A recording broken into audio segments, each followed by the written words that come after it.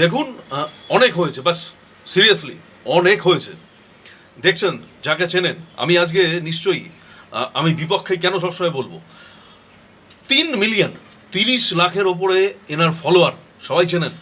পশ্চিমবঙ্গের, ভারতবর্ষের বিখ্যাত একজন সেলিব্রিটি।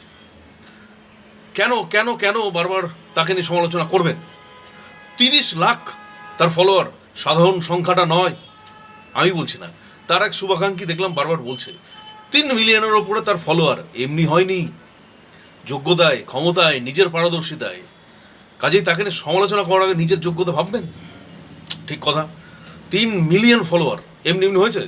কথা হচ্ছে, ভারতবর্ষে 140 কোটি মানুষ, 140 কোটি, তার মধ্যে 3 মিলিয়ন, অনেক বড় সংখ্যা।